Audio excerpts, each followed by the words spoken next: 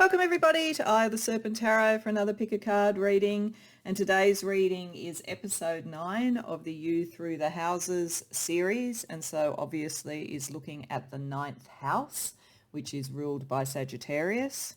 So today we're looking at your inner and outer pathway journey to yourself and to your aims and so forth. So it's in a sense your sacred and material journey that we look at with the 9th house, because the 9th house governs higher learning, travel, your philosophy and your externalized values. So those are the sorts of themes we're going to be looking at. If you're unfamiliar with this series, and if you do like this video and it's the first one you've seen, then there's a playlist with the ones from 1 to 8 because I'm doing one a month. But if you're unfamiliar with it, you'll be unfamiliar with the structure. So bear with me when I talk about the structure of this video is a bit different to others. So I'm going to start with this general introduction. Then I'm going to move into a section where I just go through at a very high level the astrology sort of indications if you know your chart. So if you know what sign is in your 9th house, or you know what planets are in your 9th house, I'm going to cover both those sort of things at a very high level for those who know their chart. And you know, you don't have to be an astrologer. You may have had your chart done, or if you know your birth time, birthplace and birth date, all of those details, you can generate your natal chart at a number of different free astrology sites so that you can find out that information and check in on it and so forth. So that's really just a very high level overview for those who know their chart. If you're an astrologer, you know all this already, but of course, by all means, you know, add to it if you want to listen to it for the enrichment of others. If you don't know that detail, you don't need to for this reading, so you can jump straight to the pick a pile section. So you'll see in the timestamps, there'll be a pick a pile section, there'll be the astrology section, a pick a pile section, and then each of the readings one by one. So before I go into the astrology, as I say, it's going to be very high level, I just want to note for anybody who's interested in a personal reading from me, you can get it via my Etsy store. That is the only way to get a reading from me. So if anybody approaches you in social media at any sort of level, including comments on YouTube, on this or other channels, saying they're me and offering a reading, that is a scam artist. I will never do that. I've simply got the connection in the description box to my videos and on my about page for this channel to my Etsy shop. That's the only way to get the readings, and it's relatively simple and easy to find them if you do want that, but I'm never going to approach you, so please don't get scammed.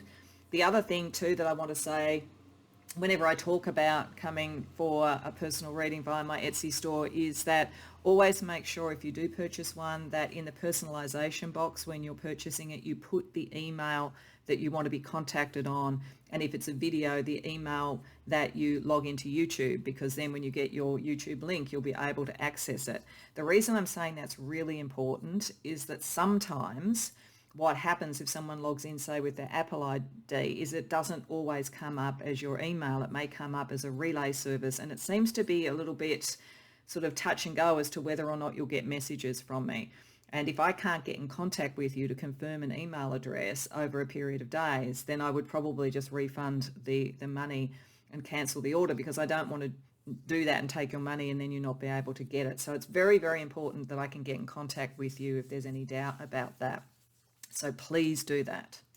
Okay, so that's just for anybody who's interested in getting a private reading, and there's no pressure. I don't expect it of anybody. It's just if you are, I want to make sure you're protected in all ways around that. So now in the timestamp, I'm going to go to my notes that I've put together around astrology. So this section is looking at, firstly, what it means in a very high level to have various signs in the 9th house. Then we'll look at the planets.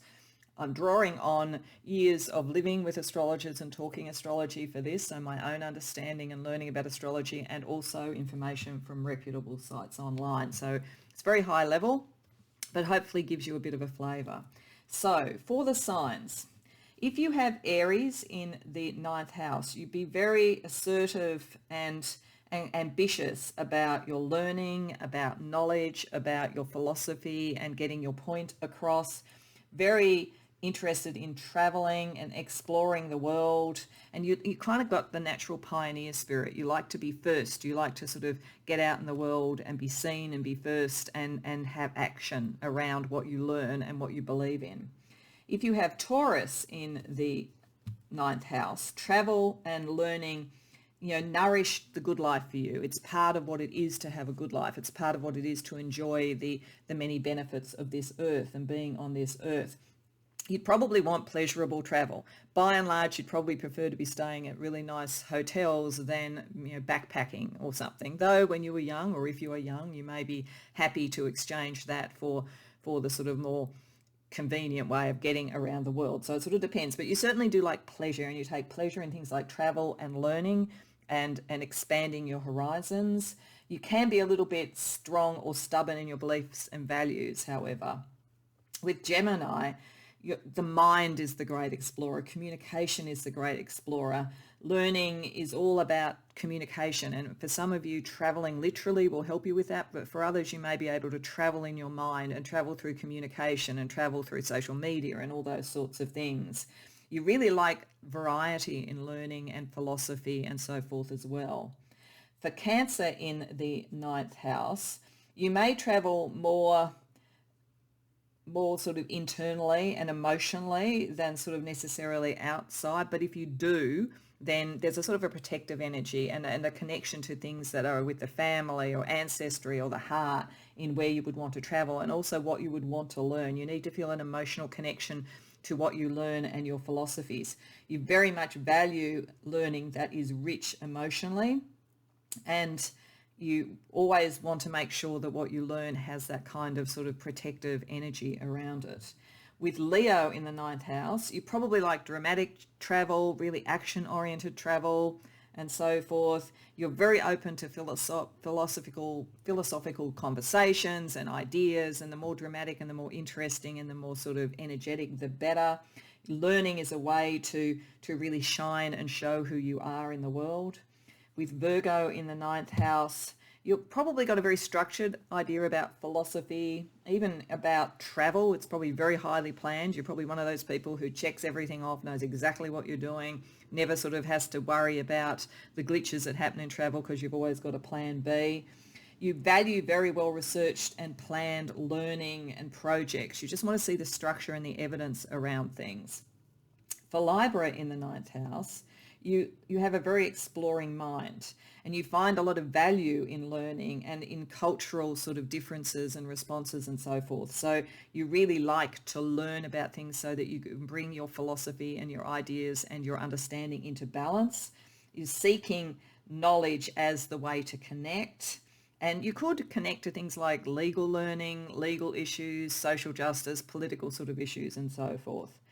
With Scorpio in the ninth house, you like exotic or hidden places to travel, the sort of like the underground or the different would appeal to you. You very much like to study and learn about psychology, maybe occult knowledge and spiritual knowledge. You could be a little bit obsessive about some of your learning. You might, once you get interested in something, you're really interested in it and you go to the depths with it. With Sagittarius in the ninth house, this is its home house. You are the natural philosopher, the natural traveler. You're very expansive in what you do. You really want to be a lifelong learner, and you love the freedom that travel and expanding your mind and expanding your horizons can give to you. With Capricorn in the ninth house, travel, learning and so forth are very materially and career focused for the most part. What can build the world and the life that you want, and the presence in the world and the life that you want. And you probably have a great focus on traditional learning, material learning. There's structured ways, higher learning, higher education, that kind of thing. With Aquarius, your kind of travels all over the shop. You could do anything around the world. You could go interdimensional. You could be traveling in your mind. Aquarius is very much the big picture, highly philosophical approach to things, very future focused in what you want to learn about and how you want to expand your mind. Very big picture values as well too. How does something impact the collective would be a very key question for you when you were learning and looking at things.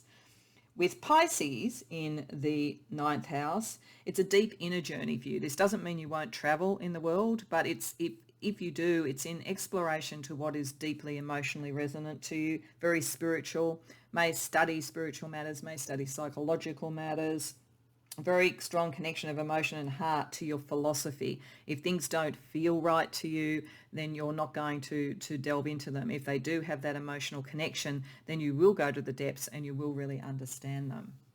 Okay, so then we have the planets. So if you have the sun in the ninth house, you've got a deep need to understand the world, very future focused, could be a bit restless sometimes. You know, the travel in various ways could come up in just sort of wanting to seek out the new and so forth and have that as part of your life path.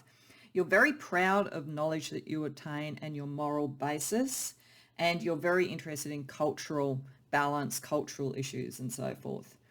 With the moon, it's a similar sort of energy, but it's very emotionally connected. You really want to have an emotional strength and you want it to be substantial above the everyday, a philosophical connection. An understanding of how your emotions connect to bigger issues is important to you, particularly emotional ones. You're very curious. Again, like the sun, you can be quite restless. And there can be sometimes on an emotional level, kind of the grass is always greener. You know, what would it be to live that different life or in that different place? So it may be something that you need to balance and think through. With Mercury, you're very curious. You want knowledge and you enjoy learning and you love exchanging ideas and philosophy. You're very much a quick problem solver. But it is possible, because you move so fast around this on big picture issues that come up with the ninth house, that you may sometimes lack detail. So it's sort of like you come quickly to a kind of solution to something, and it, more often than not, it's probably going to be pretty spot on, but every once in a while it's going to lack the kind of rigor underneath it. So it's just something to be aware of. With Venus in the ninth house, you're very attracted to different cultures, to the adventurous, to travel in general. You want to grow in your love and relationships, travel with the people that you love. You have very, very strong and high love ideals. Things need to be right on a philosophical and sort of spiritual basis, as well as a connection with love to you. With Mars, you're very adventurous. You like a good debate, particularly on philosophical issues. You're probably quite playful around all passions and so forth. You have a real zest for life, and expanding your horizons, traveling, learning, all of those things add to that kind of sense of action and enjoyment in life for you. With Jupiter, you're more hungry for wisdom. Jupiter is naturally very philosophical and spiritual. You really love learning. You're naturally the philosopher. You're a natural teacher in that area. Very freedom oriented. All your philosophies and what you do and how you expand and grow in the world has freedom at the underpinning. You would not want to give up freedom for just stability. You want something that touches that broader philosophical framework for you. With Saturn, on the other hand, you're very practical minded if Saturn is in the ninth house. And you can have very fixed ideas, could be conservative in your thought processes. That doesn't necessarily mean politically, though it could. It's more that you like the traditional, you like the learning, you like the structure and so forth. You need potentially to be a little bit more open to the new and to constructively critique rather than pushing things away. And travel, I think, may be a way that broadens your horizons and helps you to do that and see different perspectives. With Uranus in the ninth house, it's again the opposite kind of Saturn, because this is all about the new ideas, new places, new philosophies. Better not be traditional. You really like what is sort of like groundbreaking. You love exploring the new concepts and creating a new spin to thought leadership and to philosophy and to learning. With Neptune in the ninth house, you've got extraordinary faith in the universe, very spiritually connected. You do need to balance this against complacency or magical thinking. So with this here, you could be someone who, for instance, just says, okay, I believe in the law of attraction, so therefore just by my sheer belief and raising my vibrations in some sort of theoretical sense, everything's going to come to me. This is saying that can be a little bit of a trap for you, that you need to connect it to actual learning skills and understanding the world that you're in. You certainly have the capacity to do it, and you're very spiritually and psychically attuned, but there is a bit of a risk in the ninth house of succumbing to magical thinking and then not being sure why something isn't working. So then with Pluto in the ninth house. You're very attracted to sort of beliefs and sort of the depth around all of that. You can be a bit argumentative, could potentially be a bit controlling, but you're very persuasive and intelligence. Like your intelligence is off the charts in terms of philosophy, learning, and so forth. If you are interested in something, you go to the depths. You really understand it. Very well researched views. It'd be very hard to argue with you on that basis, but because it goes to that depth, there is probably a bit of a clue about also getting the helicopter view as well, so that you know the profundity of what you've learned doesn't limit you in any way, sort of at the other end in terms of other people's opinions and so forth. And lastly, if you have Chiron, which is an asteroid in the ninth house, Chiron often shows places where there could have been some wounding in childhood. There could have been some real issues around spiritual beliefs, spiritual tensions, or even the value of higher learning, what you should be doing, any of those sorts of areas. Or travel. It could have been that you felt that you couldn't travel, that you were sort of stuck somewhere when you were young. You could have felt that you were very different spiritually to your family, or you could have felt that your ideas and opinions and so forth were very different. So there's some wounding around that. So it can sometimes kind of create a rigidity in views, make it a little bit hard to be flexible because you kind of felt you had to fight for it so much that you stay very stuck in that energy. So some of the healing is to liberate yourself and your thinking as well.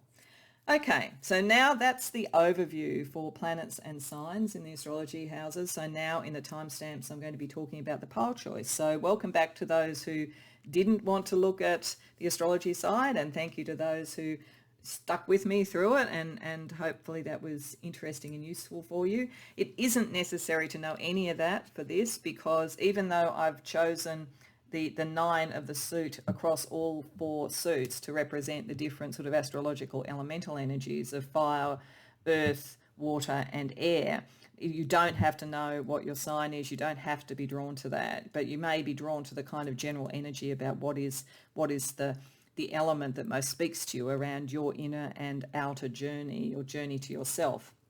So I'm going to put down the numbers for those who like to choose by numbers. And as I said, I'm using 4 different tarot packs to represent kind of the energy of different signs. That doesn't, as I say, necessarily mean that really reflects what's in the intuitively chosen cards that will be part of the reading. I don't know what they are because they're just chosen intuitively. But for pile number 1, I'm using the Art of Adventure Tarot, and I'm using the 9 of Wands here. So I wouldn't be thinking about what these classically mean if you're a tarot reader. So I don't think that this energy is about almost at the end, almost at the finish line, which would be what the 9 of Wands tended to mean. I think it would just mean that maybe if this suit is what draws you, it could be because you like the sort of sense of adventure and action associated with learning and travel and so forth. For pile 2, we have the Somnia Tarot representing the 9 of Coins or 9 of Pentacles. So that's the earth element about it. If you like structure, you like to see material outcomes and so forth in that journey, that may draw you to this deck or this pile.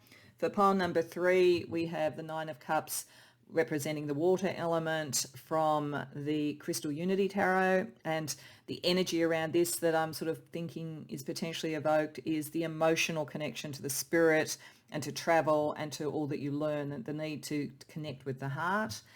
And lastly, for pile 4, we have the Ancient Revival Tarot's 9 of Swords. So the energy here is very philosophical, very academic, very intellectual. You like to have that sort of structure and so forth around your journeys internally, externally, the pathway to who you are and what you believe.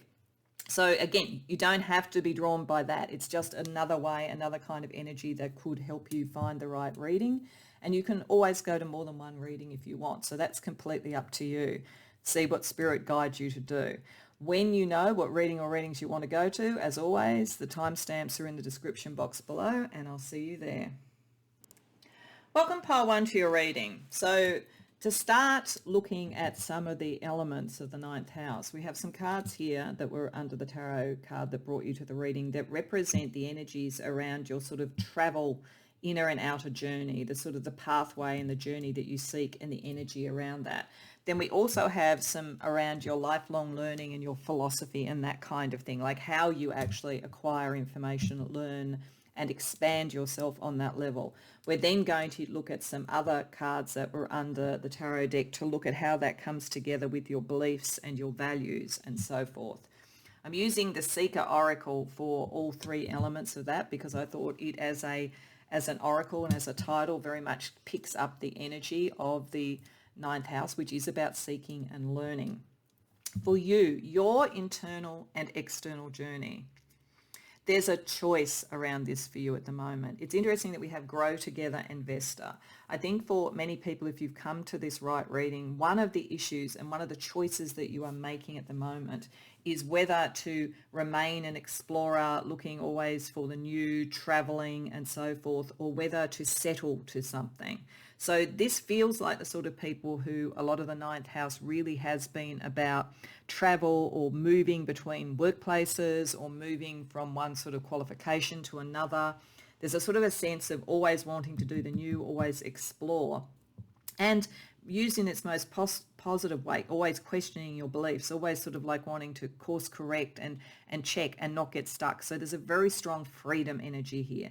But there's also an energy towards stability and towards being with others.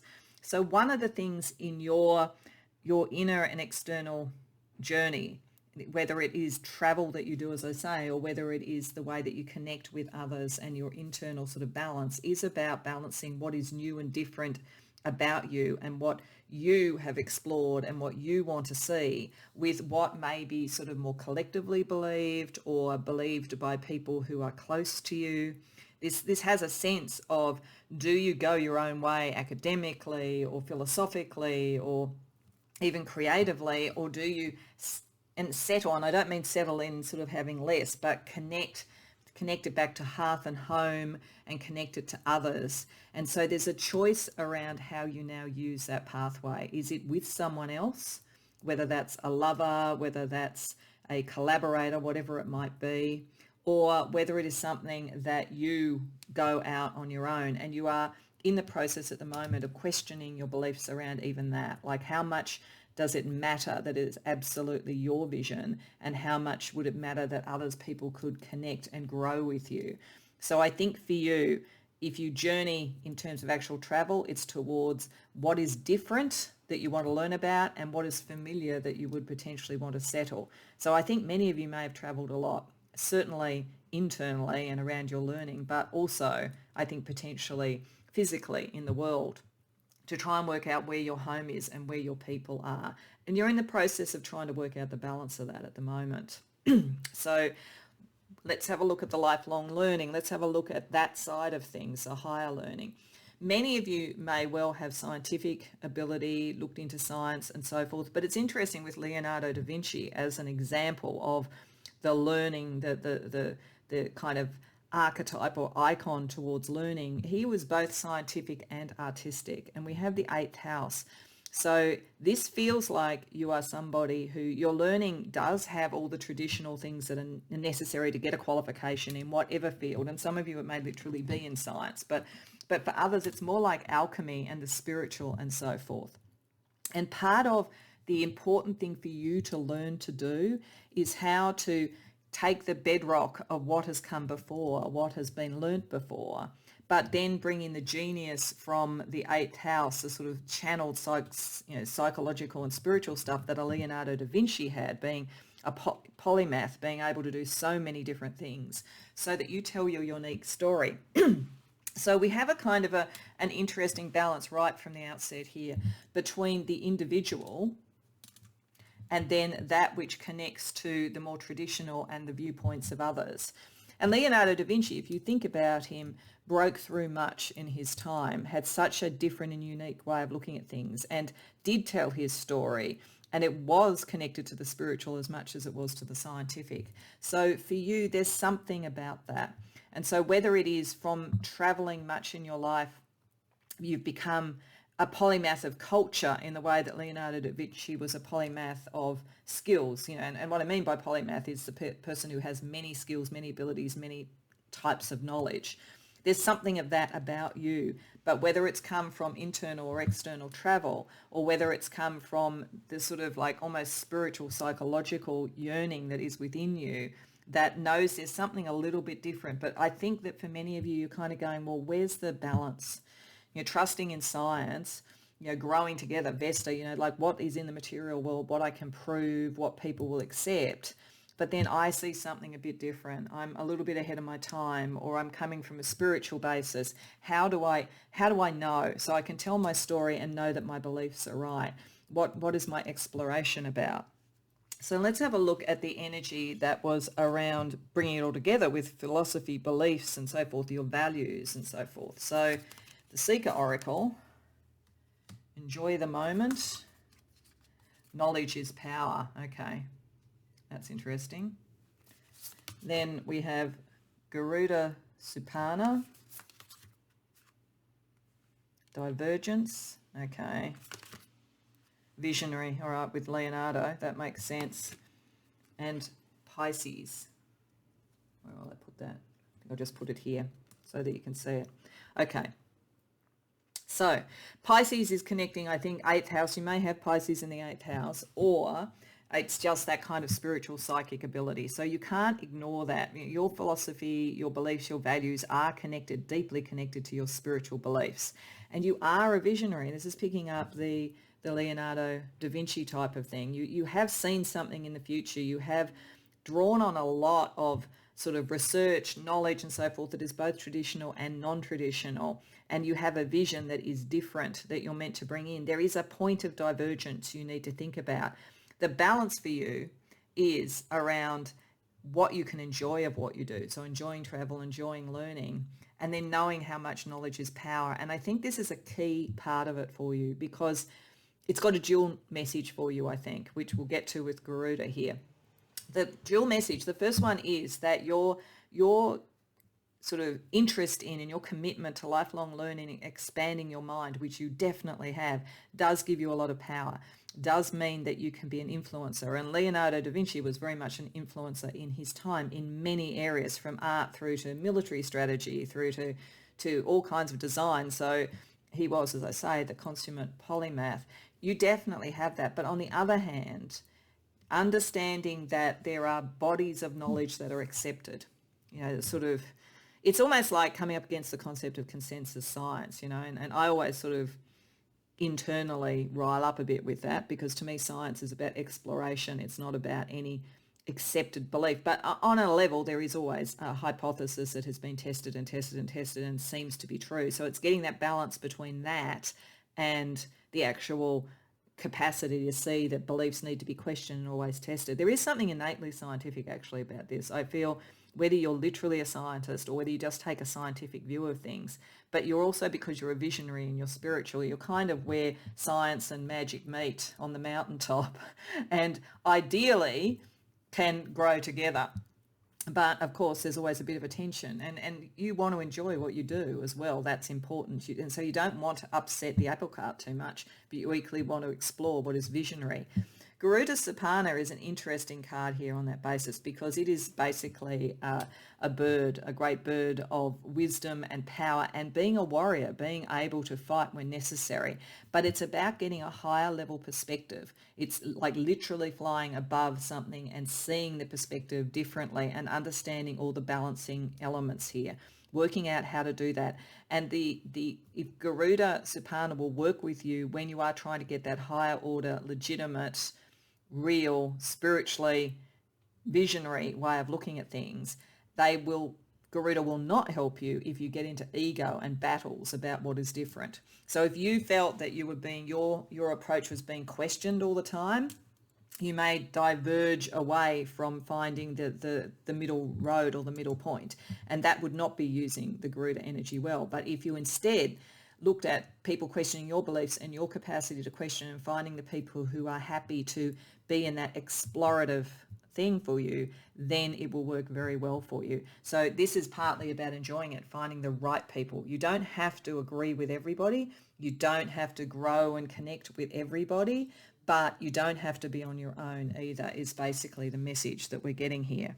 So what we're going to ask with tarot is firstly, what sort of journeys nourish your heart, then what ones nourish your mind, and lastly, what ones nourish your soul. So we're just looking for some energy about how to explore that way to journey and build your knowledge and your values and so forth. So the journeys that nourish your heart.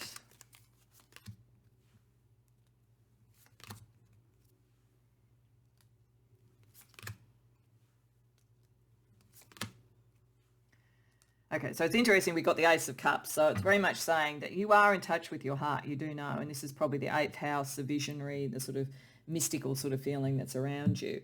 So if your heart is nourished, you kind of know it. You know it definitely, and you know it because you're less concerned about the material outcome or who wins the debate. You want to be able to make choice, to have freedom and so forth. So whether it's traveling to places where you haven't really planned out everything, you're just going because you're drawn to it and there's something that you want to explore or learn in that place, or whether it's looking at philosophy and higher learning, not so much about coming out with this specific qualification at the end, even though I think many of you are probably highly qualified, but more coming out with being able to make emotional choices and so forth. And choices about who to connect with. So your heart does want to connect with others. Your heart does want to find those who think similarly to you. And I don't mean by that agree with everything you say, but who also want to explore and are open to questioning and sort of like, iterative learning as things go on. You nourish your heart by not worrying about who wins the argument, basically.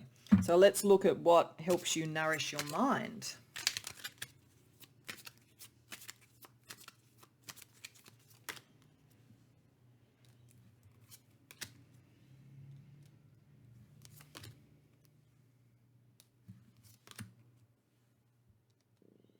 Okay, so your mind doesn't mind a debate. And this is going to be one of the sort of things that's interesting. Like when your heart is really activated, and this is almost like shutting down your heart, it's like your mind doesn't get nourished by arguing or debating around things that touch your heart. So things like your philosophies about love and caring for others and how the world should be in broad levels, you're not going to want to have a debate about that.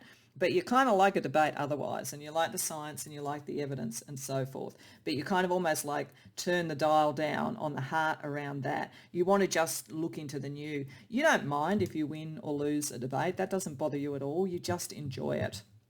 And I think one of the things that Spirit would want to say to you is that sometimes people may think that's your primary thing. This is what I get a sense that you come across as the explorer, the revolutionary in terms of thinking and so forth, and maybe the smartest person in the room type of thing. And that's probably true a lot of the time actually with you. But having said that, you are also about your heart, and you don't want to argue with people that you care about, and you don't want to argue about things that are very close to your heart. You want to sort of keep things open there. But anything else is up for grabs. And you just love to explore the new. You wouldn't care, as I say, if you won the debate. More often than not, you will. But be aware that you might leave other people feeling completely exhausted because you think very fast, you move very fast through things, and the things that stimulate your mind and your learning on that level, a lot of people aren't as resilient mentally as you, which I think is why Garuda was there. It's like, it's not really about ego for you. It's actually really about the understanding and so forth, but it may come across that way, or it might be a bit intimidating to people. So let's look at what values and beliefs and journeys and so forth nourish your soul. So we've looked at the heart, we've looked at the mind. What about the soul?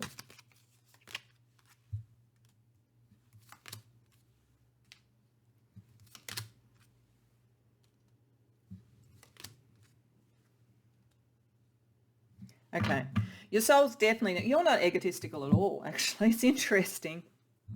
Maybe sort of someone who has a Leonardo da Vinci type sort of energy wouldn't be, because it's all about the ideas and so forth. It's not about sort of being first in class. So I think quite often you probably were. But your soul isn't interested in being showy or being seen. Your soul is interested in releasing what is traditional that isn't working emotionally or that has tied people up in terms of their sort of intellect. So you want to use this brilliant mind, which I think you have, to free people. And you want to move beyond the traditional so that things aren't stuck. So you are the explorer. This is a tension for you because you also do want to come from the heart and you want to connect with the right people. But you are the visionary. You are a little bit ahead of your pack, so to speak. And some people misinterpret this as ego, but it's not ego. I think those closest to you, those that you love, will know that and understand that. But I think they need to be mentally resilient because, interestingly enough, you want to liberate them from needing to be that and needing and being too stuck in what the material outcomes are. You want flow and energy and learning, and you wouldn't worry about being wrong. You just think, oh, I've just learned and I move on. But a lot of other people get a bit stuck in, oh, did I get it wrong? So I think you want to liberate people from that. And I do think that the main thing to understand is how to almost temper a bit of the intellect with the heart so that people don't feel bedazzled by you. Okay, so that's very interesting, a very interesting energy. So one of the other things I wanted to look at with this is different sorts of cultures spiritually. So the journey on that sort of level, starting with the Viking oracle, so a sort of sense of the energy of the adventurer within you.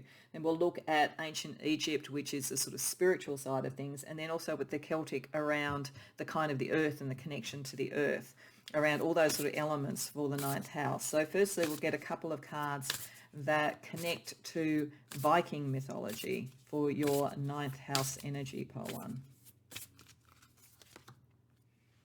And Tewas and Kenaz. So we have two runes there. So Tewas is all about being the warrior. So there is a side of you that is the warrior for truth, the warrior for what is new, the warrior for bringing things in, but it's a spiritual warrior. And it is a battle of self. So within you, there is a bit of a battle between the person who just wants to be philosophically free and just always looking to the new, and the person who wants to connect with others. It has a strong divine masculine energy to it. That doesn't mean you have to identify with that at all. It's just an energy within it around the side that is a warrior, the side that really wants to sort of like bring in the new, has that kind of ambition associated with it. And then the other rune that we have is Kenaz. So this is also kind of fiery. There's a fiery energy in general about you, which I think is what people might mistake for ego. I don't think it's about ego for you at all, but this is about sort of opening up to new things, passion, creativity. So there's a sort of like the warrior for the new and the creative in you, and a lot that what you would do around journeying will be around that sort of energy and so forth. So there's something there for you around understanding how passionate you may be and how you come across intellectually and also sort of in terms of sort of ego. And I don't think it is ego with you, but just understanding you could be a little bit overwhelming with people sometimes. It may be, in fact, I'm getting for some of you, the best way to sublimate some of this is to go into some sort of job or career where you teach, because then the learning that you have, the quickness of mind and all that sort of stuff becomes a positional power and is more able to be connected with by people. So I'm just getting that as a message for some that have come to this reading. Okay, let's have a look at ancient Egyptian energy around you in your ninth house. Knew it. Wow, and then we've got the creative power. There is a very strong divine masculine sort of energy around you. So as I say, that's not about gender, that's about action. It's about bringing things forward. It's about bringing in the new and being very, very creative. So spiritually, there is a wish to create something new, to bring something forward. And it's interesting that we have Nui because that's stars, astrology, timing, but it's also the goddess of the night. And we have the eighth house, which I would associate with the night, with the shadows, with what comes through the shadows. So I think that spiritually your journey is processing what comes through spiritually for you, what comes through kind of psychically for you. I'd watch dreams, I'd watch all that sort of thing, something about night energy with you, and then bringing in the sun, like bringing that into daylight, bringing it into being seen, which could be part of telling your story when you feel ready to do that. Okay, and then let's have a look at the Celtic oracle around how your sort of pathways, your journey, your beliefs, your learning sort of manifests in this material world, but still with a spiritual sort of aspect to it. Blue, depressed, isolated, help, okay. And rest, okay. So some of you this decision and questioning your beliefs, some of you that have come here, you may feel that you're misunderstood. And you could be with this sort of energy, because I think your motives are very pure, but I think you may end up in arguments because you're such a strong energy.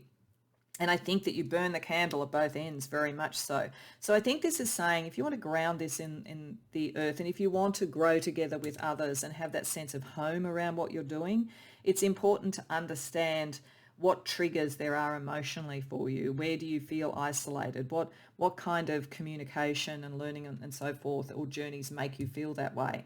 And take a rest from those. You don't need to battle everything. You don't need to win every argument. In fact, you don't really need to win the arguments at all. It's just that other people think you do, and other people are a bit overwhelmed by you. So I just think there's sort of something here about there is a call to the heart. You know, when you're questioning your beliefs and all that sort of thing, you are the original, but you do need to connect with others, because your heart doesn't want the battle.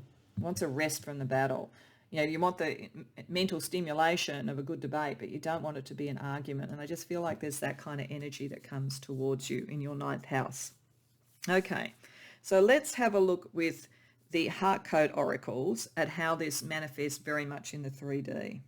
So I'm going to get a card for relationship, a card for career, and a card for lifestyle. And we're looking at this through the lens of the ninth house elements, the ninth house sort of aims and energies. So around relationships, surprise. Around career, bridge. Okay. We're seeing something here, I think. And around lifestyle, which also connects to things like travel and exploration. Suggestion. Okay. So I think that many of you that have come here at this point in time, it looks like the energy around some of this is a bit stuck for you. And it's because I think you're at a bit of an impasse between your sort of like wanting always to look at the new, explore and so forth, and your wish to connect with others. And you may even, many of you might have just recently met someone or fallen in love or thought about that sort of thing. And it's a bit of a surprise to you that now the relationship stuff is actually becoming just as important, if not more important, than the exploration for you. But there is, through what you do in your career, there's a bit of a bridge through how you, and your career could be anything from a job that you do through to what you're learning. There is a bridge. There is a way to connect better, and it's to be open to the suggestions of others in some way. So I just think that you as a group are very, very powerful intellectually and also have a very strong creative energy, and it's a little bit intimidating to people. But that's not who you are, and it's not what you want. And so there's a relationship either in your life now or coming in that I think will surprise you in how you can find that bridge, and you'll be open to the suggestion of that person, because I think they're really like you too. But you want to be connected and they want to be connected, whether it's in a love relationship or whether it's in a friendship or a colleague. It could be any of those things. But there is a way to find the bridge and to be open to the different sorts of approaches and so forth, and how people respond to that, particularly if you create the bridge and open to suggestions. So if you've been used to, for instance, leading out on being the thought leader with people and they're a little bit intimidated, if you ask for their suggestions, you might be surprised how much of a bridge that creates for them. So there's something here about balancing the two things.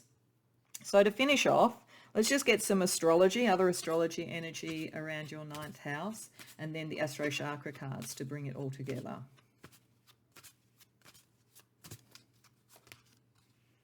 First house, fifth house, moon, and sun. Oh, wow. Okay. So I definitely think for some of the people who have come to this with the sun and the moon coming up and then the fifth house, for some of you, there's a very clear message here that are very strong relationships coming up. If it hasn't already, it's coming up. This is sort of like the alchemical marriage. This is the divine union. This is all those sorts of things. So for some of you, the thing that's really going to trigger working out this balance that you want is going to be a relationship that you've either already come across or is coming up, I think, in the not too distant future. And I think it's romantic for most of you with the fifth house. Romantic or creative collaboration. But for the most part, when I get sun, moon together, I think of the alchemical marriage, as I say. This is about who you are in the world and how you present yourself and your creativity.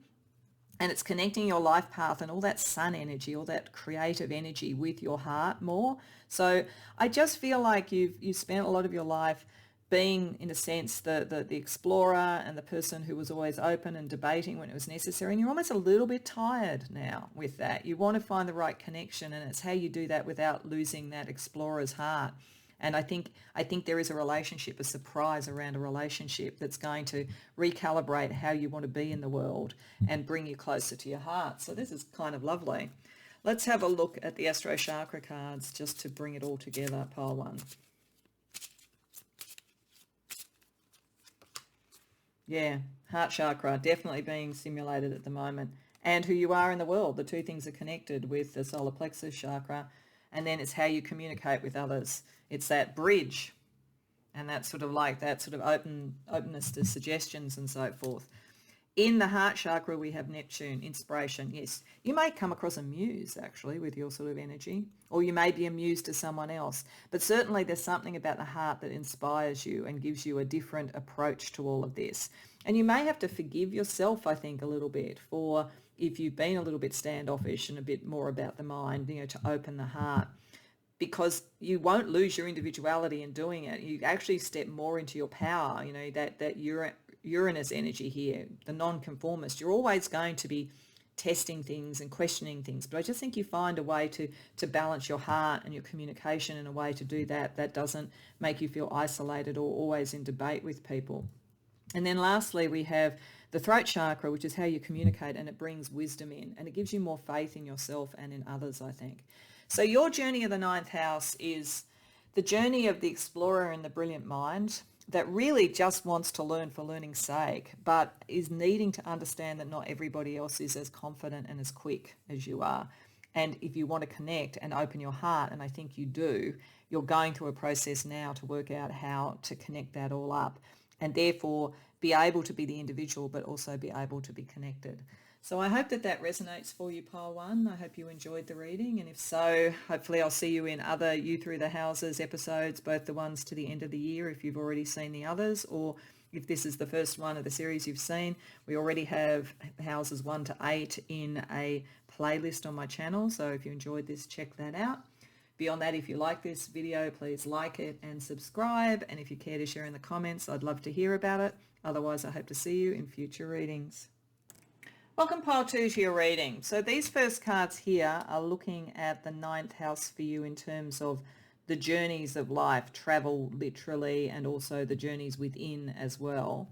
These 4 cards are looking at the lifelong learner side of things, what higher learning or balance of information, intelligence, emotion, and all those sort of things goes towards your learning style. Then we will have a look at some that brings together around your philosophy, your values, your spiritual energy, and so forth, just to get a bit of a map of the overarching energies at the moment for your ninth house. So in terms of journey, this looks actually very inner. This does not mean that you would not travel in life, but it's as though if you do that, you'll do that for other reasons, not just for travel's sake. You might do it for an enjoyment, or you might do it with people that you care about. But your real journey, and some of you may even journey towards this might be traveling or moving home or whatever, is around love. It's around love and friendship and enjoying the world on that kind of sensual sort of level.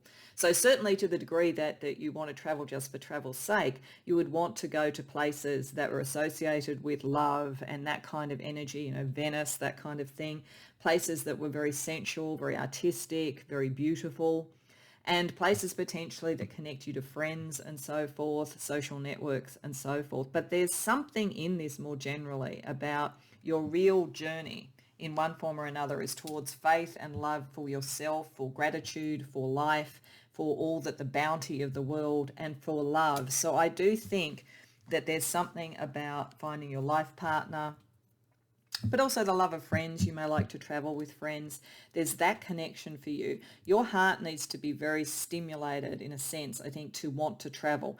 As I say, you might be sort of someone who's a bit of a homebody otherwise, but to be around your friends or to travel with your friends or to find love or to be in places that are incredibly sensual, that will be a trigger for you. And you have faith, I think, in the divine and in those that you travel with to bring you to the right places and to have you travel, when you want to. So you see it as something to be grateful for, something that expands your world, something that expands your spiritual faith. So it will be interesting to see what we get around philosophy and spirit.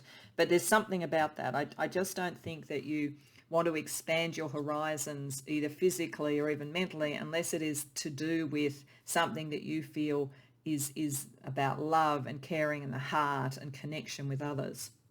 I think you would be unlikely to travel on your own unless it is towards meeting people and that kind of thing. You look like you are with others in this space in your life. Around learning, you're a little bit more detached, and this is the interesting thing. So when you want to expand your horizons or travel or do those sort of things, you tend to really connect to others. When you're in learning, you really are about what is the clarity of mind. You have Aquarius, which is a little bit detached sometimes. Very big picture issues interest you, technology, science, the future, and so forth. And with Florence Scovel Shinn, who was a mystical and metaphysical writer, she was very much about the connection between the mind and the spirit. So your heart sits here in your learning, your spiritual connection. I mean, and there is some spiritual stuff around your heart as well, but in your mind, in your sort of learning area, you really like to connect the mind with the spirit. And I think there would be a highly spiritual as well as philosophical association to what you do with your learning. And some of that is because you've maybe had wounding in the past around learning or around being able to expand your horizons. I think that many of you with love your inner child, maybe you potentially have Chiron in the ninth house, as I talked about in the introductory section. And so there's some wounding from that. Maybe you were very different to your family or weren't recognized for your intelligence and so forth. There's something to heal around, or you may be neurodivergent or something like that. And there is actually a different form of clarity that you have. And that's what sort of created this, so that you were maybe wounded in the past. But now you're very much in the here and now. And that's part of the healing energy of understanding what is different about you is actually what is special about you and strong about you. And it does bring a kind of clarity of mind, in whatever form this was, where you maybe weren't recognized when you were young, but you are now in the here and now. You can actually bring this great clarity between your mind and your spirit. And that's part of what you're here to learn, part of your learning journey and your traveling journey. And it may be your protection in a way. This might be why there's so much of the heart here, that you want also to heal this inner child with the right connections, the right friends, the right family, the right love. I just feel like there's some wound that you heal, and you heal it through connection with others in the way that you expand your world, and in this sort of higher order sort of thinking and clarity that you bring around your learning. So let's have a look what the energy is around your spiritual side of things, spiritual and philosophical side.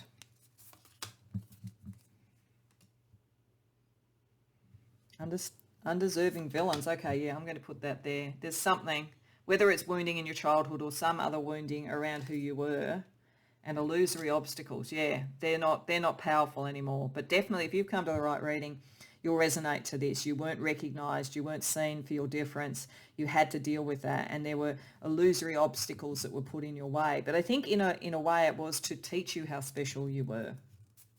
We also have the ivory wish-fulfilling crow, Taurus, Sacred Mother, and way changer. All right, okay, all right. So as I say, there's something about your philosophy, your sort of beliefs or whatever, that is about understanding what isn't true in the space of learning, in the space of expansion of mind. People who are egotists, people who are, shysters, people who are scam artists, people who play ego games. You can actually see through all of that. This clarity of mind can see through all of that. And you see the patterning because you've dealt with it, but you're in the here and now. You've learned enough about yourself to be in the here and now. But you have a bit of a cause now against this sort of thing, and to help others, I think, to learn and know what is unique in them. With the ivory wish-fulfilling crow, this is actually a bird version of a Bodhisattva, so a highly enlightened being, and the energy around it is around being able to deal with adversity and so forth with a kind of equanimity, and to be able to sort of move through that energy and to not get caught in the battles of the ego. So one of the lovely things I think about you and how you're using this energy is you genuinely want to connect with others, and you do not want to have them hurt in the way that you were hurt, and you will use your mind and your learning to help others. So it's not about ego for you at all, but you can recognize ego a mile off, and you have this protective energy around you. You want to ground this in the good life, and this feels very much in the travel side of this, in enjoying life, in the sort of the sensual and so forth.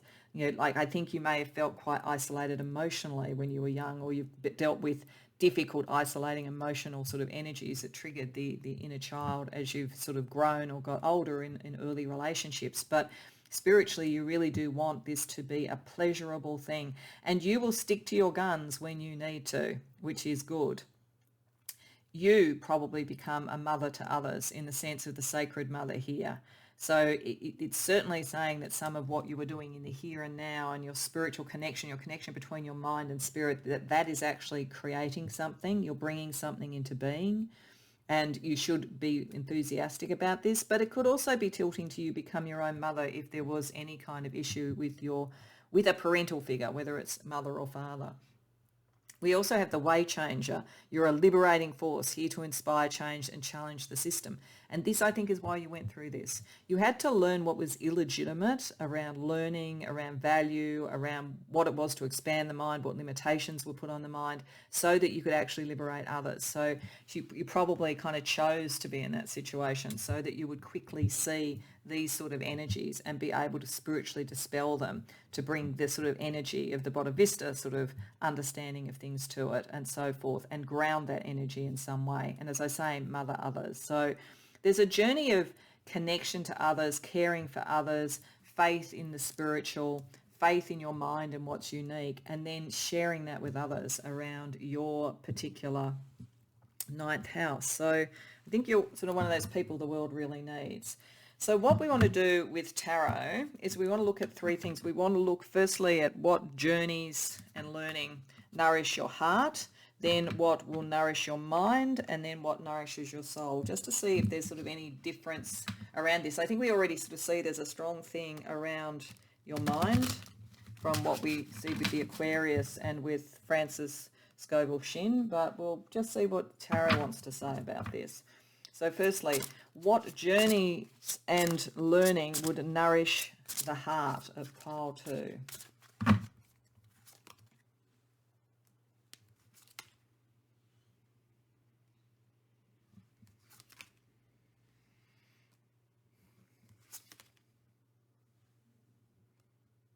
Okay.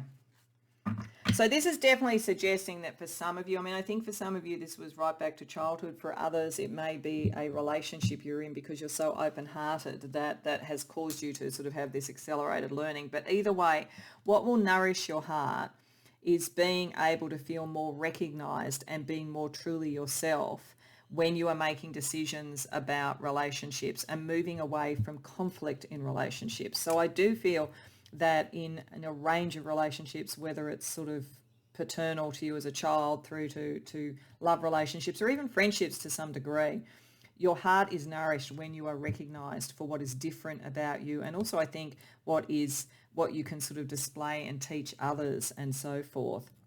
Your journey is to move away from the more conflict-based relationships and to recognize them early so they don't slow you down. Okay, let's have a look at what nourishes your mind.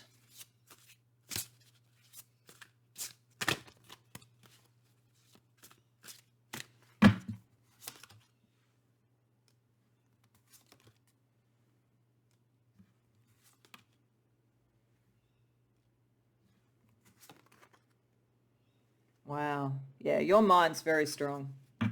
Very strong and very practical with the Queen of Wands. I mean, people may think with Aquarius here that you're kind of sort of off in the philosophical, but you are very grounded, and your mind looks for that. It looks for the here and now. It looks for the Taurian sort of energy when it's connecting to the spirit. So there's a lot of grounding. You want something that can be real in the world, but your mind is nourished by being able to use your skills and what is different about you, and your connection to others and gratitude as well, finding the relationships that open that dialogue and that allow you to have the sort of vista of the star and the different way of thinking, people who accept the different way of thinking.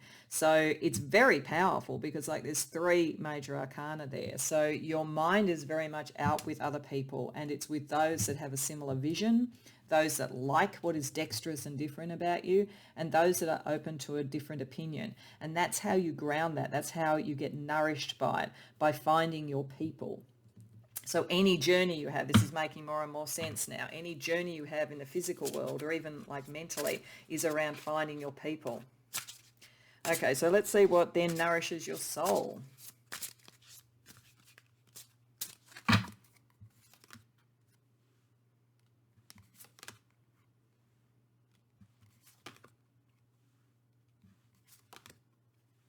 Okay, so Spirit's having a little bit of a bet both ways here and saying to you that it is very important to nourish your heart by being recognized. It's very important to sort of build this amazing mind that you have and the sort of difference that you have.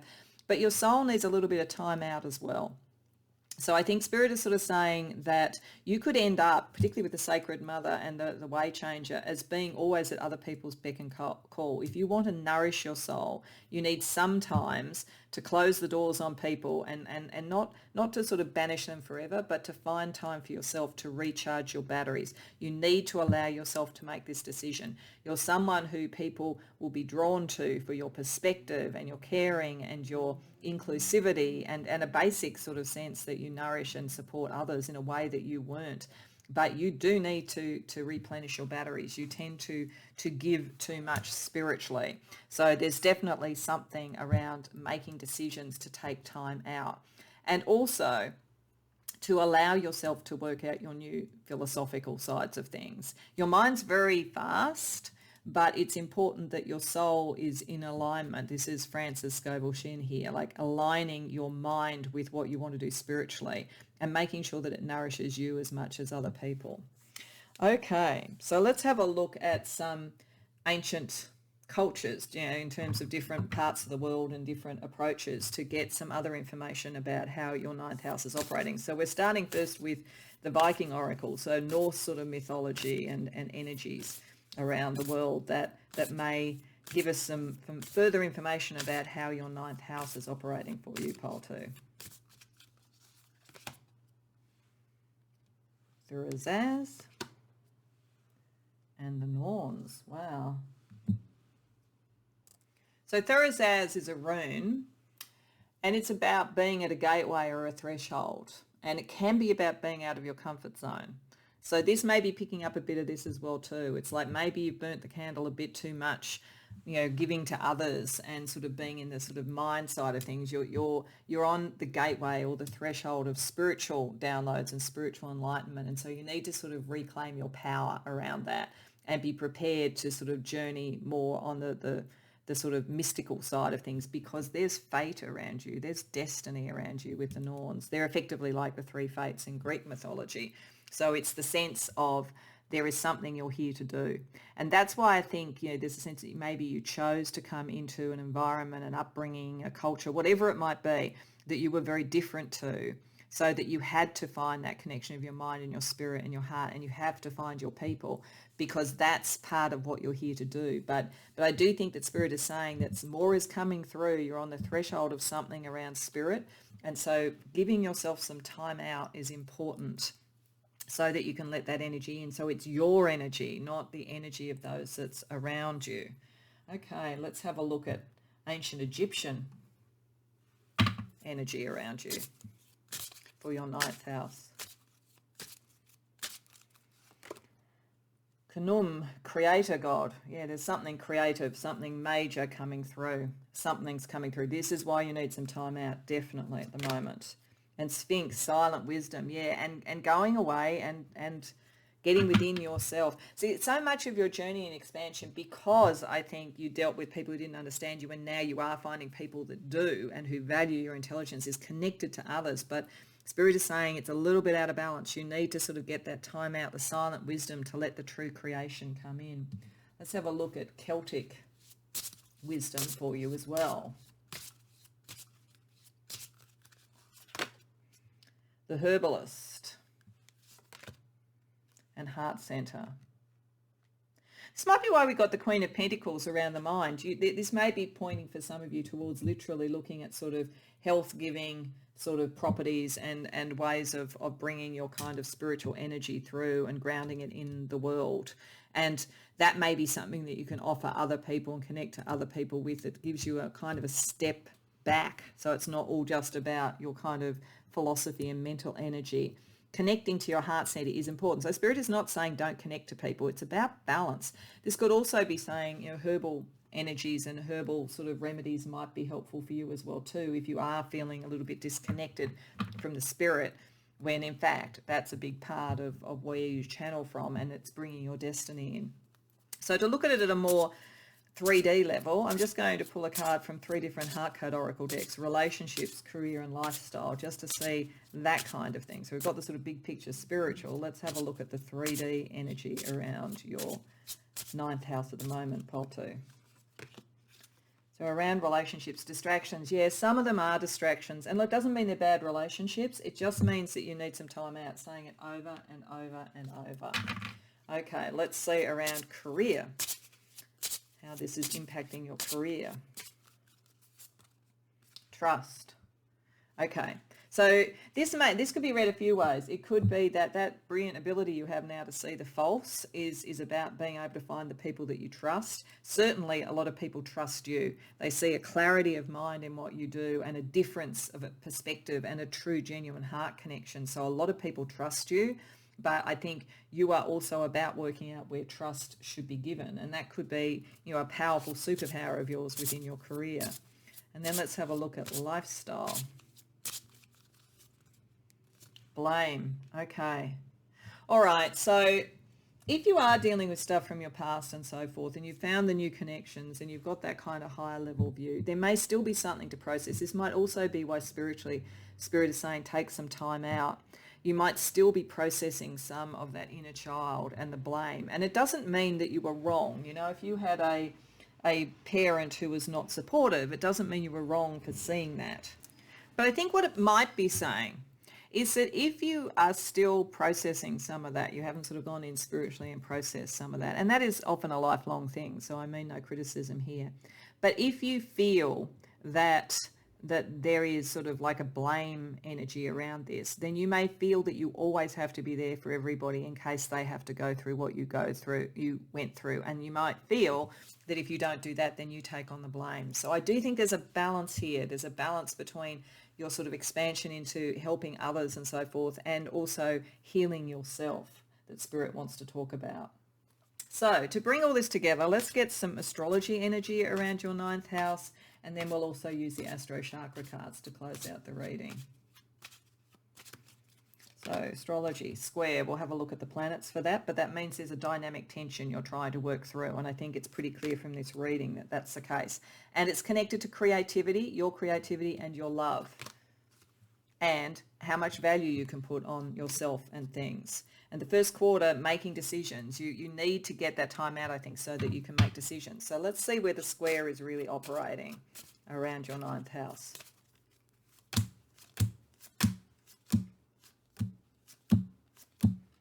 So the sun, your life path. And Chiron, your healing. Yeah. Now, the good thing is the squares are not usually, they don't have to be bad. They can be tension and they can be difficult, but they can also just be dynamic. So there is a real opportunity now to heal that and to get onto your life path. It's always a matter with squares or say oppositions to get the balance right. If Chiron over sort of comes the sun, then that sort of need for healing kind of becomes all consuming. But equally, if sun overcomes Chiron, then the drive to be in the world cannot, look at what needs to be healed within. So the thing is about getting the tension between that, understanding the healing that you do for yourself actually helps your life path. And all your learning and your knowledge and all the 9th house energy should be able to help you with this. Okay, so let's have a look at the Astro Chakra cards just to close out the reading. Love, yeah. There's a lot about love, and it's the sun in the heart chakra. So this is where the healing, there's some healing of the heart that is necessary, that gets you to your essence. Requires communication, and communication about what you feel. So if you are finding that people are drawing on you all the time, you may have to communicate you need time out. And with some people, you may need to, instead of always being the detached person with the philosophical answer, maybe talk to the people you're closest to get their healing energy towards you. And then spirituality, you take that time out for spirituality, because you are very, there's a Saturnian side to your spirituality. There's a kind of a sense of what grows and what builds and what's mature. And it is about your spiritual growth, but you can end up taking on too much with Saturn, too much responsibility for others. So it's about using that for the discipline and the balance. So I think part two, you've chosen a journey of learning in this life, which is about healing the wounds of being different, and how to connect to those that you do want to connect with, who have a similar spiritual, philosophical, mental sort of energy. And a lot of that is around relationships. So the thing for you is to make sure that you don't get overtaken by that you get the balance in it, and then you get that sort of right energy around what you've learnt. So I hope that resonates for you. I hope you enjoyed the reading. If so, please like the video and subscribe. I hope I see you in future You Through the Houses when we do 10, 11 and 12 over the next 3 months. And if this is the first time you've come to one of these, I do have a playlist for houses 1 through to 8 already available, so you can go and check those out if you enjoyed it. Beyond that, I hope that I see you in future more general pick a card readings. Welcome pile 3 to your reading. And so to start this reading, these cards here are representing your sort of either literal journeys, sort of travel and so forth, or an inner journey that is represented by the energies of your 9th house. These cards over here are about your lifelong learning, what it is that you sort of either study or learn, or how you go about learning, and the sort of the things that you're here to learn and so forth. And then we're going to have a look at some cards that are about your spirituality and your philosophy and values and so forth. Right from the outset, I've got to say you guys are very interesting. I have to say, like, I'm sort of seeing a king bee, the sun, and St. Joseph, who was the mortal father, the husband of Mary, with the Christ child. There's a kind of a sense here about destiny, I have to say. And I think that there's something around balancing a great deal of responsibility, spiritually, work-wise, academically, could be anything, with the heart and how to connect with others. This has the feeling of someone who could be a bit of a natural mystic, and so there is a challenge in how you connect to others, but you also connect to the divine. This could be someone with a direct lineage of power in some way, like literally in sort of royal lines, or in sort of very powerful families, or that kind of thing, or a spiritual pathway and spiritual destiny that is meant to be a leadership, but and needs to be very precise and see the patterns and be very clear in how it's structured, but it also needs connections, and there's a balancing of energy necessary. So this looks like people who are not necessarily born to rule, though it could be the case, but born to lead. And so your expansion, your travel inward and externally, what you learn, and I'm sure also will see with the spiritual cards, what your spiritual values are connected to profound leadership in some way. So, you could be the CEOs of companies, you could be a political leader, you could be a community activist, you could be a spiritual leader, you could be a creative leader, but you are here for a reason, I've got to say. And I think the hardest challenge for you is following that destiny while also having the connection that you want. Because here, when we're looking at the internal journey, on one hand, you've got the king bee, the creator in many ways of something, like the sun king, like I keep getting the sun king sort of concept. It doesn't have to be male. This is not about gender identity or anything. It may have a bit of divine masculine around it with some of these energies, but you can be or identify as a woman and still have this sort of energy. So it's something like that, but it's very much a leader. It's very much the architect. So what you do when you travel, either internally or externally, you are looking to design the world and design a better world, and one that is fairer in many ways. So I think many of you have very deep philosophical underpinnings, very deep political underpinnings. You want fairness.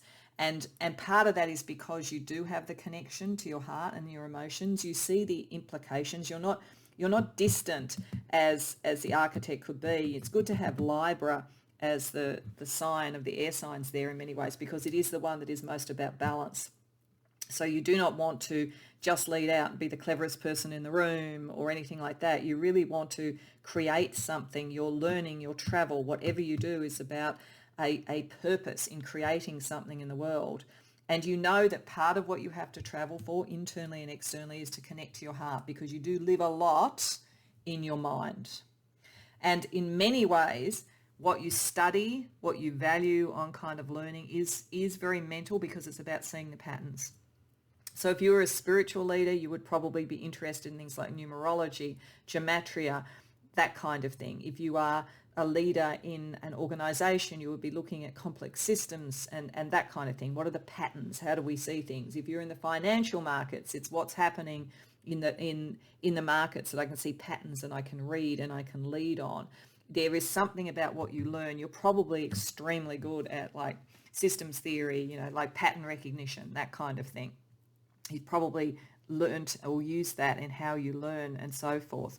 But you are very, very connected to what is your life path. And many of you may do academia or study or teaching or something like that as a life path with the sun there.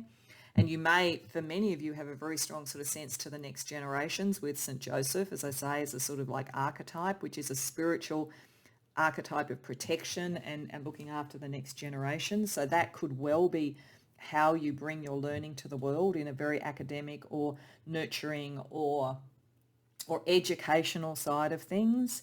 Or you could be leading out spiritually by seeing the patterns that are happening, in the world, in the zeitgeist, in how we're developing spiritually, and how does that connect with our stewardship of the earth. There's a great stewardship thing here, but there is this sort of sense that your role puts you apart, and this is why you also know somehow you have to balance your energy. You tend to go to looking for the patterns, solving the problems, getting to the essence of things, being the architect, being the solutions person. But I think you innately know this nurturing energy, there's a necessity for the emotions to be connected. So let's see the energy that is around your spiritual philosophy, that side of the ninth house.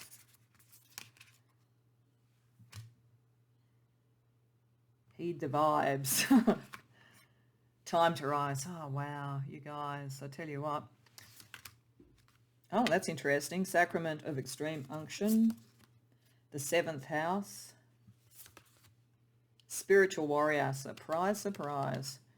And transformation. Yeah, okay. So, firstly, going up here to these. Time to rise. You're definitely meant to be a leader. You're definitely meant to be a leader in something. So this is part of your lifelong learning. Your journey of philosophy is taking you to a position of leadership, whether it's spiritual, economic, material, academic, whatever it is, you're meant to be a leader. And heeding the vibes is connecting. So you see all the patterns, but there's a little bit of a thing for you at the moment where your learning and your approach is very much in your mind and is a bit detached. It's very much the architect. It's kind of become the alchemist. Heed the vibes, connect to others and so forth. There's something around that and the emotions that will enrich what you're doing and enrich your spiritual connection and your philosophy by being not only able to see the patterns, but read a room, read a situation, understand the global impact of something. And I don't mean that necessarily across the world. It could be just within a community. What is all the areas that things get touched? What are the vibes around all of it? What are the connections? Go from pattern to connection. It's not just the pattern, it's what are the connections between the constituent parts. What the Gestalt effect, where you have that the whole is greater than the sum of the parts. There's something about that for you, I think. And it may be through a connection through the heart that you really find this. You find your leadership, you find what you're meant to do. You may be being part of a power couple or something like that. Somebody who's maybe more of the emotional side of things, while you're more of the intellectual, for instance. So there's something about that. And it's interesting even, that St. Joseph came up there because, of course, he was the husband of Mary. So there's a sense of like stewardship and connection in partnership as well with this. Definitely a spiritual warrior. You're here for a purpose. You are meant to actually protect and take things forward and lead and to transform yourself and others. This is to take yourself and others out of stuck situations, seeing the vibes, seeing the patterns, being the architect of the new. But you are definitely releasing something as well.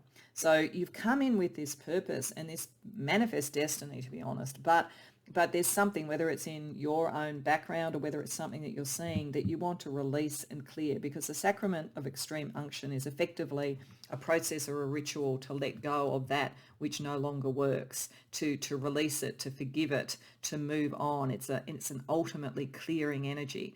So there's something here that you're here to clear and heal and fight for and connect to another and lead on. But it is about transforming something very fundamental. So a power structure, a belief system, whatever it is. Very, very interesting energy.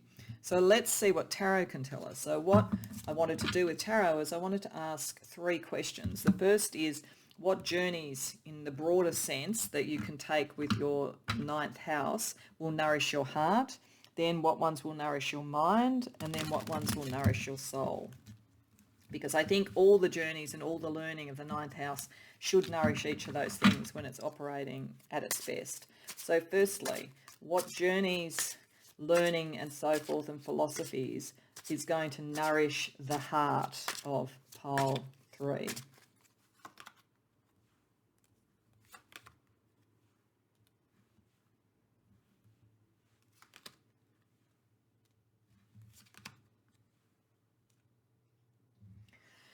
Okay, so your heart has to be in the battle. It does.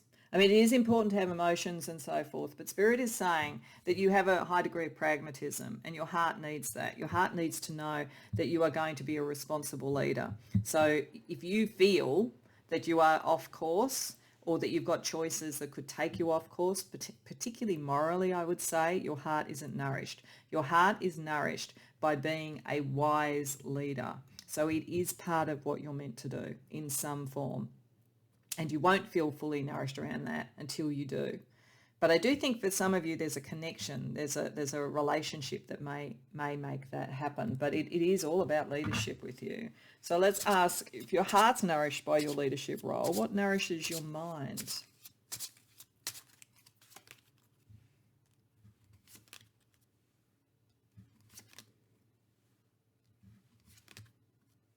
Oh gosh.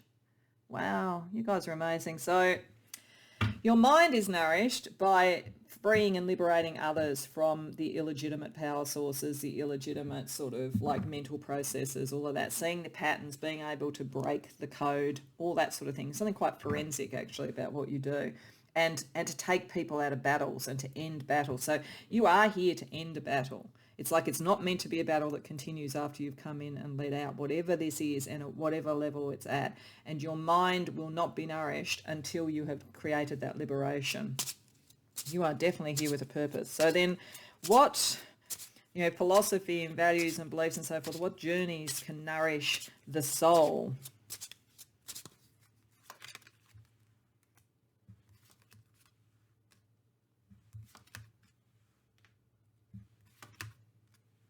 Here we have the heart. So the heart sitting in the soul, which kind of would make sense for someone with this kind of energy here and this sort of leadership energy. So the soul is where you feel. The soul is where you love. And I think you will have a significant relationship. I do think this is going to be part of it. You may already be in that significant relationship and you have a comrade in arms as well as in love, or that is coming in. But your soul is strengthened by the emotional connection and the similar vision. So when you find your people, your lover, your tribe, all of those sort of people, the people that you're here to lead, the people that you're here to help and liberate, your soul is nourished and your heart is nourished at the same time. But so your heart can't really be nourished and your mind can't really be nourished until you've actually done this battle that you're here for. So that's pretty significant. I hope you don't mind being in a battle. I don't think most of you do with this sort of energy, but you are born for it, that's for sure. So let's have a look at some ancient different sort of cultures for different sort of journeys or places in the world and cultures in the world. So we'll start firstly with the Vikings. So a couple of other energies around your ninth house, pile 3. Tewaz.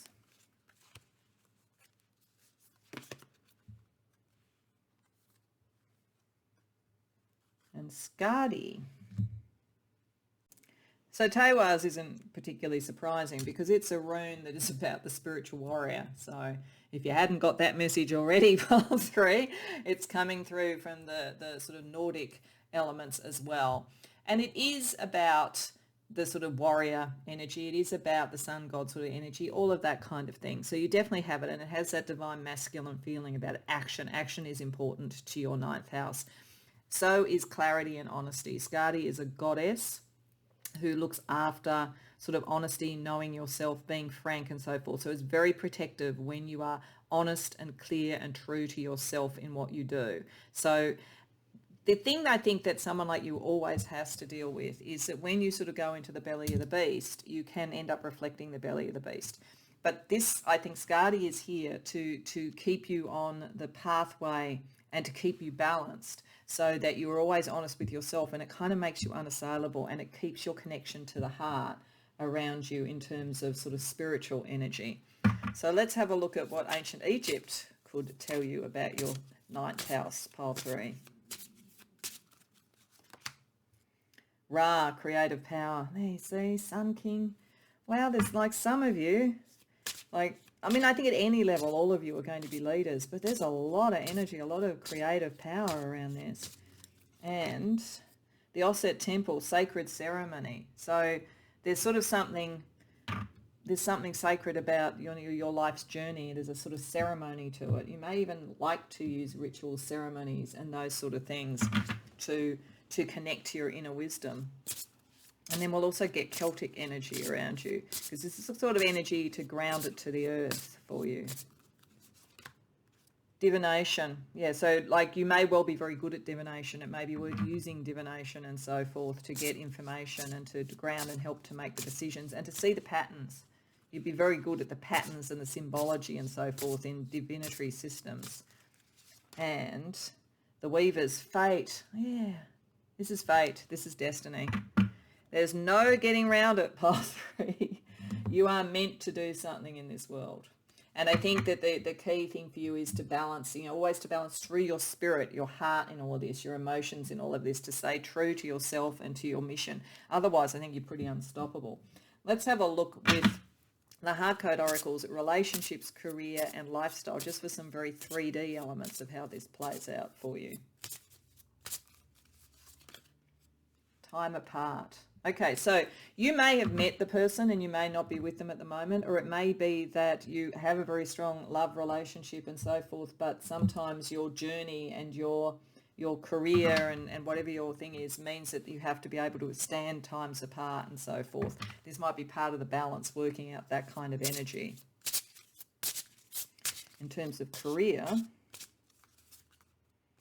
silence.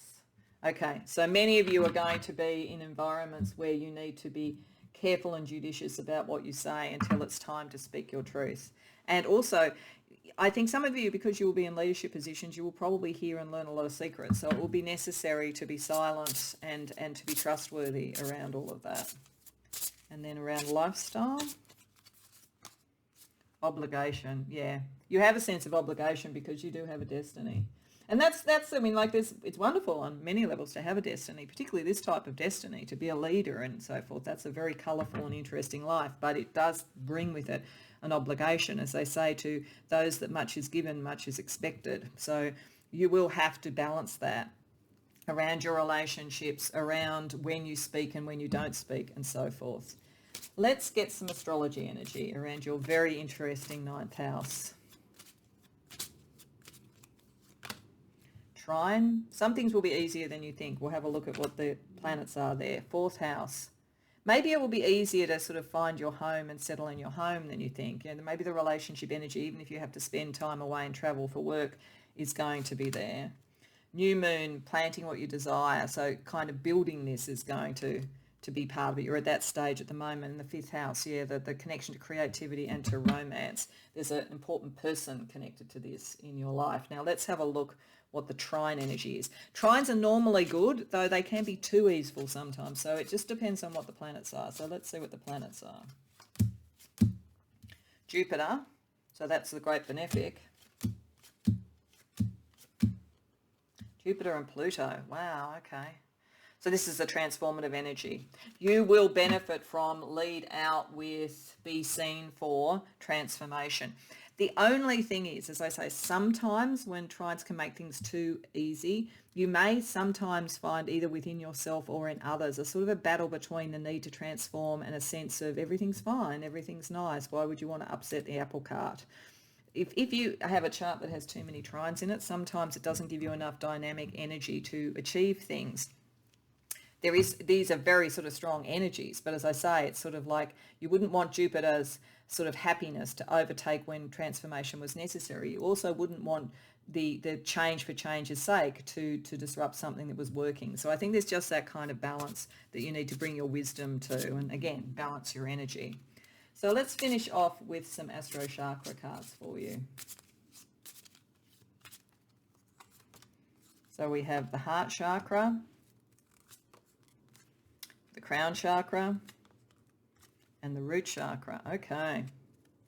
So your Heart Chakra is what will be some of your inspiration, your energy with Mars here, and will bring the compassion to things. So if you were very much on that kind of academic, architectural, I'm looking at the patterns, I think your connection to your heart and also to a significant other is going to bring compassion to the mission that you have. With spirituality, there's a great deal of downloads with Mercury coming to you and the capacity to step back, contemplate, see the patterns, understand it on an intellectual level and communicate it. And this is about the core part of you, the sort of like the root of who you are and your originality and individuality. As Uranus is there, it's all about authenticity. This is why you have Skada's support, because she supports those who are authentic. So I think for you, the only issue will be making sure that you sort of balance the emotion with the intellect, and that you don't either change something that doesn't need to be changed or not change something that does because it feels sort of comfortable, to always be looking for the patterns, the vibration, the connection of things. But you've definitely got a destiny. So I hope that you like the reading, pile 3. I hope it isn't a bit overwhelming. I do think you've got the strength and ability for it. So I think hopefully it's exciting rather than daunting. I hope you enjoyed the reading. If so, please like the video and subscribe. And if you care to share in the comments, I'd love to hear about this. Very interesting energy. Beyond that, I hope that you come to other You Through the Houses episodes through to the 12th house, which will be in December, because we're doing them once a month in this year. And if this is the first time you've seen one of these, I have the houses 1 to 8 already have been published, so they're in a playlist on my channel. Beyond that, I hope to see you in future more general pick a card readings as well. Welcome, pile 4, to your reading. So these cards here are meant to represent for the 9th house the sort of traveler within and also in the world, the sort of how you expand your horizons in one way or another. These cards are meant to represent your lifelong learning, the way that you learn, the things that you want to learn, the things that excite you and expand your mind and your abilities and so forth. And we've also got some cards where we'll look at how that comes together spiritually and philosophically for you to cover all the key elements of the 9th house.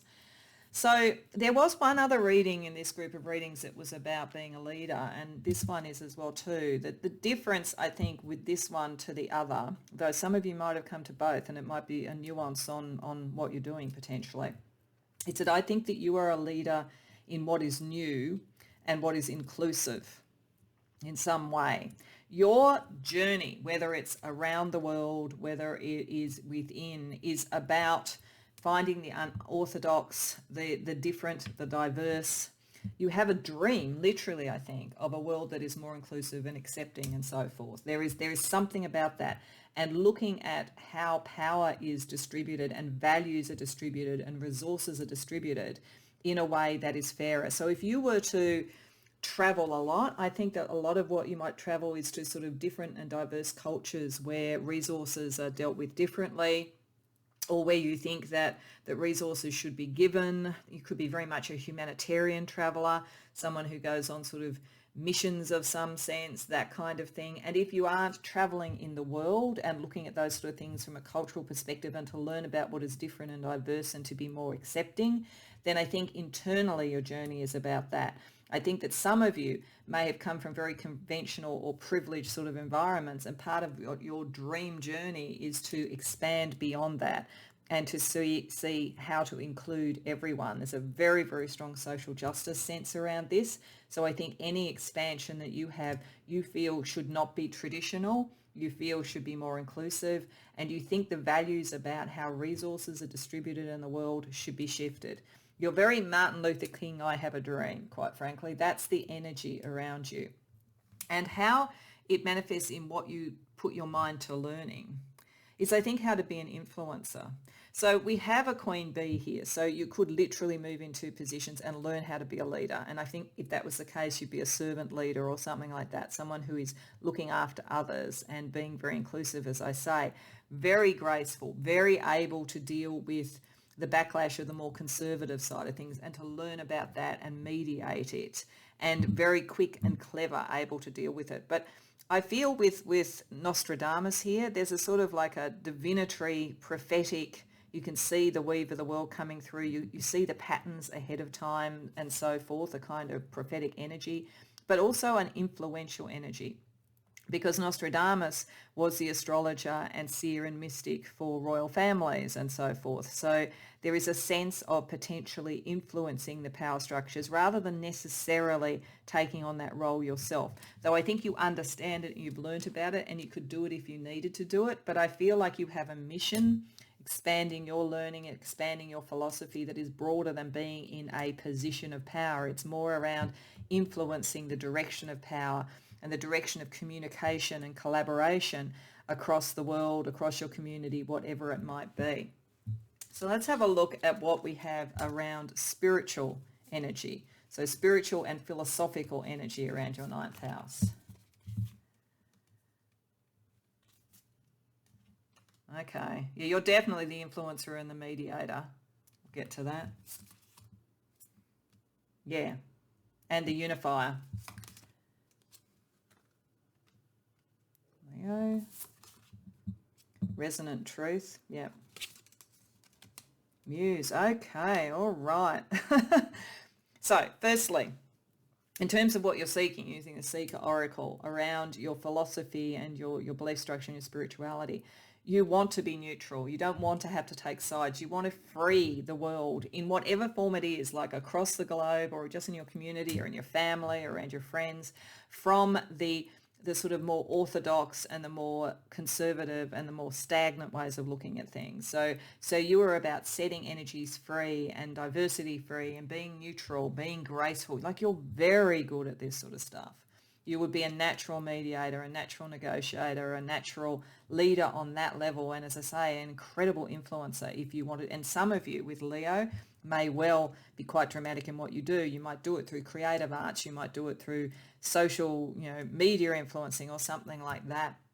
Some of you also will become quite a muse and a energy of inspiration to others, sort of somebody who becomes a bit of an icon around this type of thing in some way, around inclusivity, around diversity, around a kind of graceful and neutral and inclusive way of dealing with it, and a unifying one. The Tantra energy here, that can certainly pick up something like a divine union or something. There could be that connection for you, but it's also about the unifying of the divine masculine and the divine feminine, and at a particular Hertz energy like here in this card that allows for unity and so forth.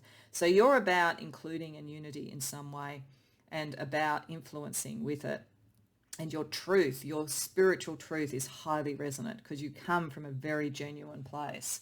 So you're exactly the sort of person the world needs, I've got to say. So in whatever level that you do this, and you bring, and because this is the ninth house, you bring a very high degree of like learning or philosophical rigor to what you do. You're not just sort of like marching on the streets, and there's nothing wrong with marching on the streets, but you're not just doing that. You're actually influencing. You're actually bringing sort of academic or philosophical sort of energy to this. So let's look at how you're nourished by your ninth house. So we're going to look firstly at how this sort of pattern of like learning and expansion and travel, internal and internal, nourishes your heart. Then we're going to look at how it nourishes your mind, and lastly at how it nourishes your soul using the tarot. So firstly, how this nourishes your heart.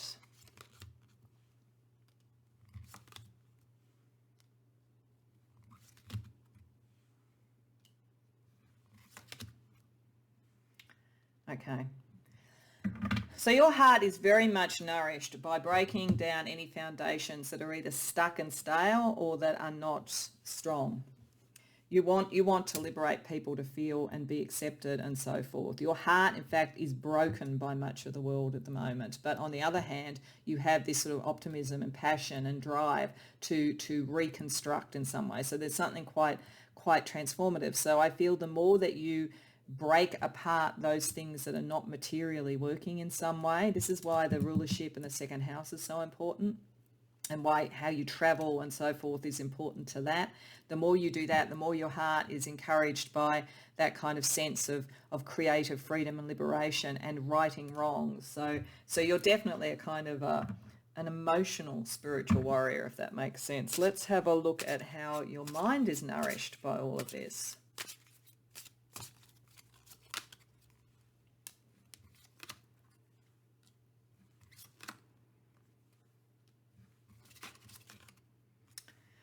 Oh my goodness. This is a bit like the other reading in that you are very focused on your cause. Your mind is nourished by liberating that which has been sort of diminished or not allowed to be because of illegitimate use of power, influence and so forth. Your mind is nourished by finding how to liberate other people's creativity by example. I think this is where I think you become a muse. So your mind knows how to create and communicate what is necessary to show people a different way of doing it. Your mind is nourished by liberating from illegitimate power.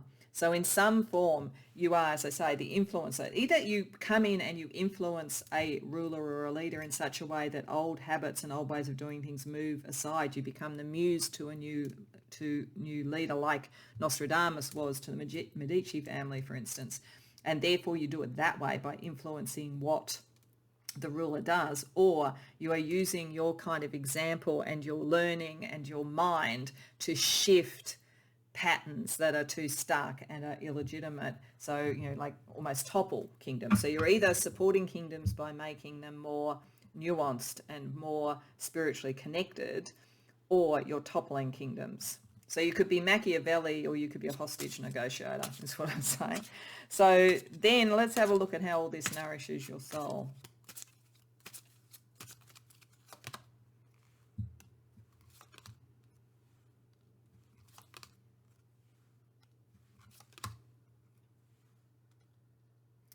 Okay, so your soul is the first and foremost area where all of this is nourished to start with. It's the one area where there's only one that is sort of like reversed and so kind of suppressed.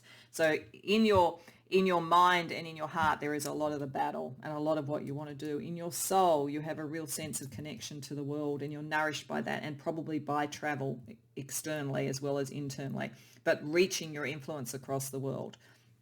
Making decisions that have an impact on the world nourishes and influencing those decisions nourishes your soul, as does good connections with people. The only thing I think that Spirit is saying is that in all of this, you are so cause oriented that don't lose out on your heart as well. It looks as though you may not be really looking at, and picking up that tantra sort of energy about what would nourish your emotional sense. So there's just a little bit of a warning about, if you're that neutral and that detached and that about the big picture, are you going to nourish your heart? And your soul might be the side that's going, hang on, I exist too, I matter too. Okay, so let's have a look at some ancient culture wisdom for you to get that sense of across the world travel and so forth of the ninth house. So we're going to start firstly with the Viking oracle, so the Nordic wisdom for you. Odin, There's the sort of leadership, rulership again. And Vegvizier. So this is an interesting combination. So Odin certainly picks up, as I said, the rulership, but Odin is also a sort of a balance of being a warrior and also being very wise. And so I think this is partly the kind of head and mind sort of energy, heart energy for you, sort of getting that sort of thing in balance. He famously had one eye taken out in exchange for wisdom, so he got the wisdom that he needed and to be able to find the right way through. And Beg's Vizier is a sigil or a talisman that has to do with navigation and protection. So you have a capacity to find your way through and not to be too one-eyed about it, like to taking that literally, like to use wisdom rather than being one-eyed. You can navigate through things. And so your journey is about finding the way to mediate and that sort of neutrality. And I think it's sort of interesting, I didn't do this deliberately, but we've got the one eye sort of there and then the eye there. So connecting to this navigation system is the wisdom. Your wisdom is your navigation, I think. So let's also have a look at what ancient Egypt might tell you about your ninth house, file 4. Sarcophagus, initiation. Okay. Anuit, stars and timing. Now, Nostradamus, amongst other things, was an astrologer. So this might be pointing to astrology, the night sky, all those things may actually help you. And particularly if you are trying to get in touch with your heart, look at sort of Venus, the moon and so forth in your chart. So that could be part of it. But certainly it's, again, astrology was sometimes an astronomy used as a form of navigation. So there's something about that for you. You are also meant to sort of, you're being initiated into something, I think, in this life. And this process of being able to be, as I say, the muse, the mediator, the influencer, there's something about a rite of passage almost. That's probably why the strongest cards came up spiritually, that you really are, you've come to the completion of some level, probably from other lives, of ability so that you can now start to bring this into the world. And it's an initiation to the next level of your spiritual development, I think, pile 4. So let's see how that grounds with Celtic wisdom. Dream. Okay, actually I'm going to put this over near night. So I think this is saying your dreams and so forth. Pay attention to your dreams and the symbols in your dreams. And the hair, the other world, shape-shifting, fertility. Yeah, this is your spiritual. You are very spiritually gifted. You probably move between, in dreams and in lucid dreams and all that kind of thing. Astral travel, you're probably very good at, or you would be if you try it out. But there's sort of something about connecting to the night sky, the navigation, the spiritual thing to help you through, because you're meant to do something in this life. You're meant to influence something in this life. So let's have a look at the 3D side of it using the heart code oracles for relationships, career and lifestyle, and how your ninth house influences those for you. Fear. Yeah, there might be for you something about getting too close to anybody. Like maybe this sort of sense of neutrality and everything, everything needs to be included. How do you make a choice? So I think there might be something that Spirit's just trying to gently nudge you on about. Is there any fear around connection and choice, like connected to what you believe philosophically and what you're trying to do? Let's have a look. And your spiritual understanding will help you with that, if that's the case, given that issue came up around nourishing your soul. Let's have a look at career. Mindset. Yeah, you're there to shift mindsets. Your mindset is important, but I think your mindset is very neutral and flexible, but there's something in your career around shifting and forming more productive mindsets. And let's have a look at lifestyle. Suggestion. That came up for one of the other readings. I think that could say sometimes be open to suggestion, particularly around relationships. Like it may even be that you feel that you're always having to be neutral. So if you got in a relationship, you'd be taking sides or something. So maybe you need to be a little bit more open to suggestion from your heart, I think, because your mind and your spirit's very, very strong. Okay, so to finish off, I just want to get some broader astrology energy around your ninth house, and then we'll use the Astro Chakra cards to bring it all together. So we have Gemini. So I think, was that what we had there? Yeah, Gemini twice. So this is tilting to your lifelong learning as being very important. The sort of the things that you learn, the philosophy that you bring in and that kind of thing. and that brilliance of mind and brilliance of communication. You may work in communication, or as I say, as a muse in some way. Waxing crescent moon, setting your intentions. So there's something important about doing that at the moment. Libra, about bringing proper balance. And I think that came, oh no, it must have been in another reading. So I might be feeling there is a connection to another reading. But certainly balance and fairness is important to you. And Virgo, bringing that into the workplace, into the lifestyle, into the things that are material. So you're using a very, very sharp and balanced mind to make material changes, and you're meant to set your intentions. But I do think Spirit doesn't want you to lose out on love as well. So just be aware of that, pile 4. So to finish off, let's get 3 Astro Chakra cards. Sacral Chakra, the Crown Chakra, that doesn't surprise me, very spiritual.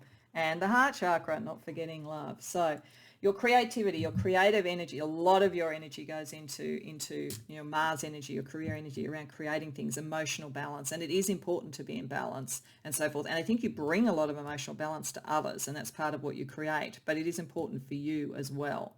Spirituality will probably help you with that, because with Uranus there, with your individuality, that sort of sense of freedom, that sense of not having to take sides and so forth. But remember, we need Jupiter over here in the Heart Chakra for wisdom and generosity, because you can be so free spiritually that you don't nourish your heart. So I do think that there is a thing about you don't only nourish your heart through being in the battle, you could also do it. The wisdom would be to be generous to yourself and to move past any fears that you have around relationships. But I think most of those do come from the fact that you really do want to be able to be neutral and true to your philosophy. But I think that this is saying that you can also find love and the right connections as well.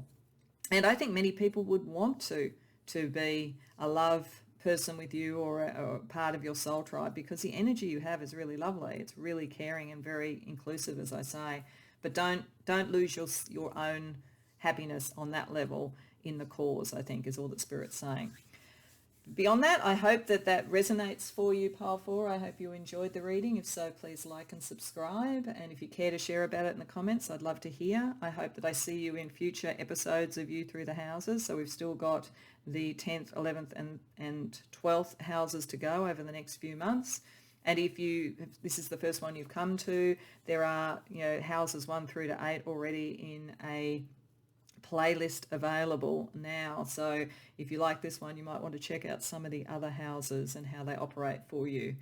Beyond that, I hope that I see you in more general pick a card readings.